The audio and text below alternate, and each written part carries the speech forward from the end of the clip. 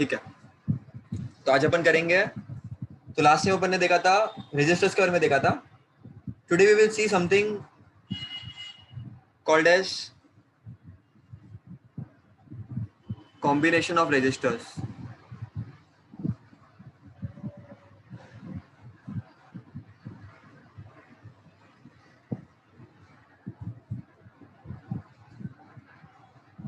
So basically we will have a series combination and a parallel combination. ठीक है, draw करके बताता हूं तुम लोगों को मैं. So let's draw circuit.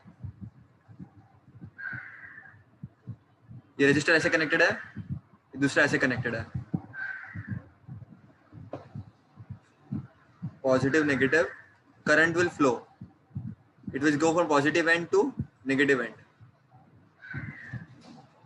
है ना. This is resistor, let's say R1, this is let's say R2, and current is flowing मस्त मजे में एकदम. Now this is resistors connected one after the other, so this is a series combination. And always remember, in series combination current is same. In series combination current is same.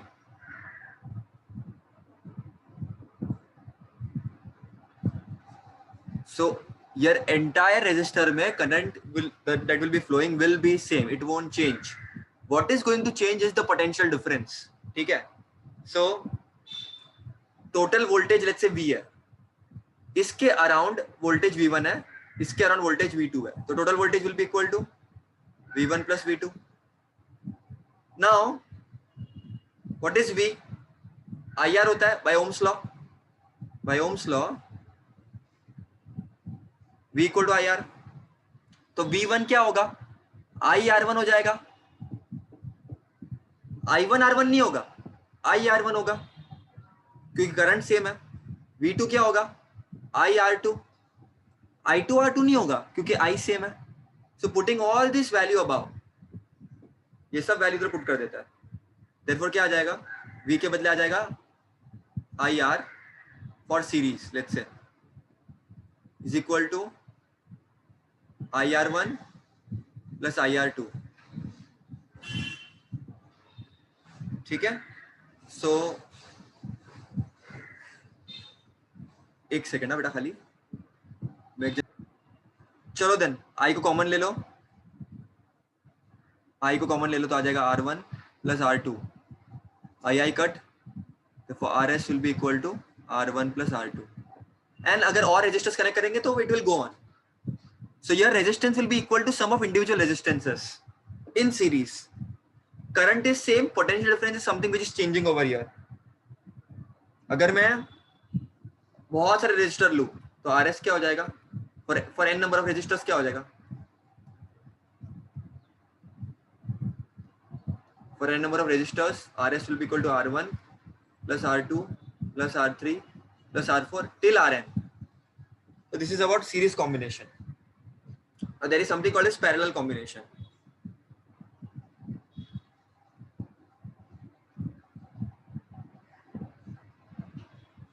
Let's see parallel combination. Okay?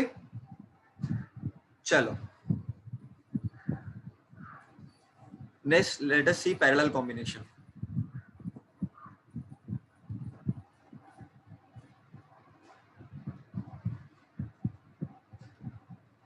अब parallel combination diagram बना देता हूं मैं. Parallel में कैसा होगा? ऊपर नीचे होगा. इधर एक, नीचे एक है. ठीक है, कुछ ऐसा कुछ है तुम्हारा सर्किट. नीचे मैंने पोटेंशियल डिफरेंस कनेक्ट करके रखा है.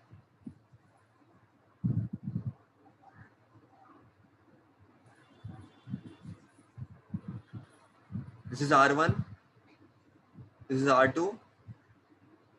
Current is going to flow from positive to negative. अब यहाँ पर क्या होगा? जंक्शन पे करंट डिवाइड हो जाएगा. तो R1 में करंट I1 फ्लो करेगा और R2 में करंट I2 फ्लो करेगा. यहाँ पर जंक्शन में देखो, यहाँ पर करंट डिवाइड हो जाएगा बेटा. यहाँ पर मेन करंट आ रहा है, यहाँ पर करंट डिवाइड हो जाएगा. तो यहाँ पर करंट सेम नहीं होगा, यहाँ पर पोटेंशियल डिफरेंस सेम होगा. Here potential difference is same. So here V is equal to V1 plus V2 नहीं लिख सकते तुम लोग, क्योंकि यहाँ पर V1 V2 भी कुछ है ही नहीं. यहाँ पर सब जगह वोल्टेज सेम है, तो एंटायर में voltage is V only. In parallel combination voltage is same, तो V इक्वल टू V1 ये सब रॉन्ग हो जाएगा यहाँ पर। इस केस में I will be equal to I1 plus I2, क्योंकि जो मेन I यहाँ पर देखो मेन करंट I था, लेकिन यहाँ पर स्प्लिट हो गया into I1 एंड I2, तो I will be equal to I1 plus I2। तो what is V equal to IR होता है, therefore V upon R will be equal to I। also I1 क्या हो जाएगा, V upon R1 हो जाएगा, I2 क्या हो जाएगा, V upon R2 हो जाएगा। ठीक है बेटा, क्यों, क्योंकि voltage is same, voltage is same, इसीलिए V1 और वो सब नहीं लिखा मैंने। therefore I के बदले आ जाएगा V upon R is equal to I1 के बदले आ जाएगा V अपॉन R1 और I2 के बदले आ जाएगा V अपॉन R2। देखो V को कॉमन ले लेते हैं, तो 1 upon R1 plus 1 upon R2, V cancel, तो 1 upon R will be equal to 1 upon R1 plus 1 upon R2। अगर n नंबर ऑफ रेजिस्टर्स है तो दिस विल बी Rn। ठीक है, एज सिंपल एज दैट। अगर तुमको मैं बताना हो एग्जांपल के फॉर्म में, पहले तो this is the circuit given to you. R1 R2 दोनों एक दूसरे के पैरेलल में है, तुमको दिख सकता है। R3 R1 और R2 के रिस्पेक्ट में अगर तुम देखोगे तो सीधा सीधा है, राइट।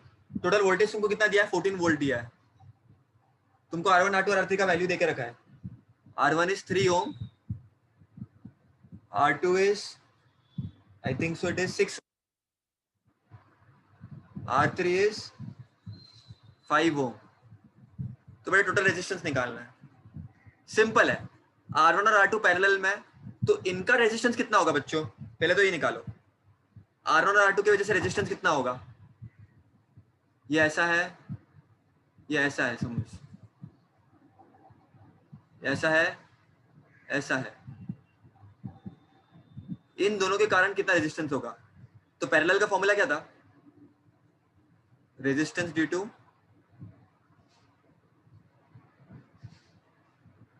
R1 एंड R2, दोनों पैरेलल में ना।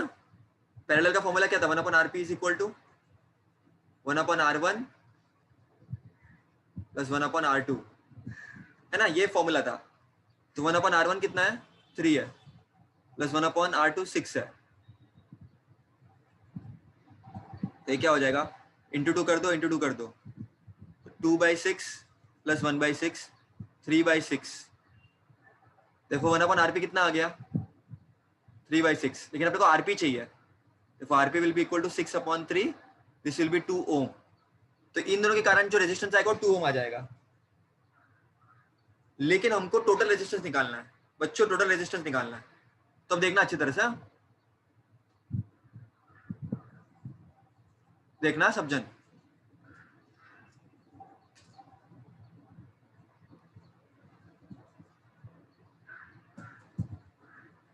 टोटल रेजिस्टेंस निकालता है अपने को। देखो R1 और R2 के वजह से जो मिला पैरेलल की वजह से, तो ये मिला, तो इसके तो ये नेट आ गया, तो ये सीधा होगा ऐसा, ये कितना आ गया, 2 ओम हो गया, और आगे ऑलरेडी 3 ओम है ना, 5 ओम है सॉरी। तो अब ये दोनों सीरीज में, तो टोटल रेजिस्टेंस कितना होगा, 2 + 5, तो ये हो जाएगा 7 ओम, ये हो जाएगा 7 ओम, क्योंकि पैरेलल में था दोनों भी, ये दोनों पैरेलल में था, तो इनके कारण एक आ गया अपने को आंसर, ये 2 ओम आ गया। और आगे ये कनेक्टेड है सीरीज में, इससे सीधा सीधा है ना सीरीज में, तो 2 + 5, और सीरीज में दोनों को ऐड करना पड़ता है ना, तो ये हो गया 7, तो आंसर आ गया 7। टोटल करंट भी पूछा है, टोटल करंट क्या होगा बच्चों, total current, total current is total voltage upon total resistance.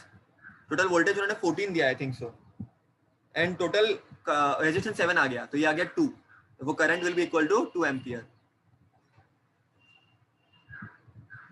है ना। तो ये अपने को आंसर मिल गया। There is something called as specific resistance,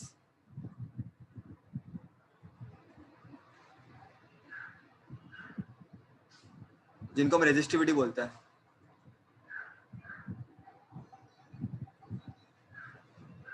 अब रेजिस्टिविटी को हमको डिराइव करना है। रेजिस्टिविटी को डिराइव करने के लिए we have to understand resistance कैसे आता है। ओके, सो बच्चों remember this thing, two things, resistance is directly proportional to length, second thing resistance is inversely proportional to area. अब इसका मतलब क्या होता है? रेजिस्टेंस का मतलब होता है रुकावट। ये एक लेंथ है, ये एक लेंथ है, दोनों में से रुकावट किसमें ज्यादा होगी? ये L1 है, ये L2 है। यहाँ पे ज्यादा लोग होंगे, लेंथ बड़ा है ना, तो ज्यादा लोग मिलेंगे रास्ते पे। यहाँ पे लेंथ कम है, एरिया कांस्टेंट रख रहा हूं मैं, लेंथ को कम ज्यादा कर रहा हूँ, इसका लेंथ ज्यादा है, ज्यादा लेंथ होगी ज्यादा रुकावट होगी, तो लेंथ बढ़ेगा तो रुकावटें बढ़ेगी, ऐसा। ठीक है, उसके बाद resistance is inversely proportional to area. जितना बड़ा एरिया उतना रेजिस्टेंस कम हो जाएगा। अब देखो ये एक एरिया है, एक एरिया है, इसमें एरिया बहुत ज्यादा है, एरिया बहुत ज्यादा है, इसमें एरिया बहुत कम है, इसमें एरिया बहुत ज्यादा है तो रुकावटें बहुत कम होगी, इसमें एरिया कम है तो चिपक चिपक के जाना पड़ेगा तो रेजिस्टेंस बढ़ जाएगा। तो ये ऊपर नीचे हो गया, इनवर्स प्रोपोर्शनल हो गया, बराबर। So this two relation you have to keep in mind. Okay, तो इसको मैं रफ कर देता हूं।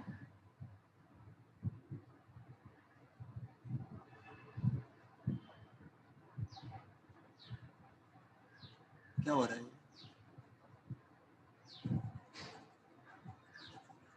सो this two relation you have to keep in mind कि जैसे लेंथ बढ़ेगा किसी कंडक्टर का वगैरह तो रेजिस्टेंस बढ़ेगी, क्योंकि उसको मॉलिक्यूल्स वगैरह कोलाइड करेंगे, एटम्स वगैरह कोलाइड करेंगे, so it is going to stop it, right. And area बड़ा होगा तो रेजिस्टेंस कम होगा, जगह मिल रही है ना उसको ज्यादा घूमने फिरने के लिए। तो this thing you have to remember. अब क्या हो जाएगा? इक्वेशन नंबर 1, इक्वेशन नंबर 2, देखो resistance will be proportional to, ऊपर लेंथ है नीचे एरिया है, प्रोपोर्शनलिटी हटाने कांस्टेंट डालना पड़ेगा, तो R will be equal to rho times L upon A।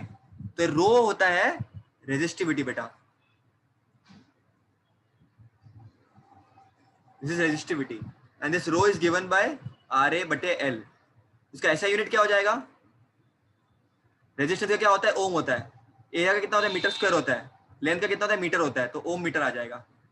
और इसके डायमेंशन कैसे मिलेंगे? रेजिस्टेंस के डायमेंशन से लेंथ का डायमेंशन को मल्टीप्लाई कर देने का, तो यू विल गेट दिस।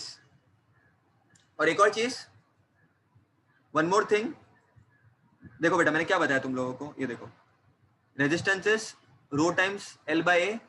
अगर लेंथ 1 मीटर है और एरिया 1 मीटर स्क्वायर है तो resistance will be equal to resistivity. तो रेजिस्टिविटी का मतलब क्या है physically? Resistivity is nothing but resistance only. But ये कैसे होता है? मटेरियल के साथ चेंज होता रहता है, for different materials will have different resistivity, because length and everything is not going to change if you keep it constant. ठीक है, सो याद रखना बेटा, ये हमारे बुक में आई होप इतना ही है। One more thing that you have to remember, जैसे रेजिस्टेंस का रेसिप्रोकल कंडक्टेंस था, बराबर, वैसे ही रेजिस्टिविटी का रेसिप्रोकल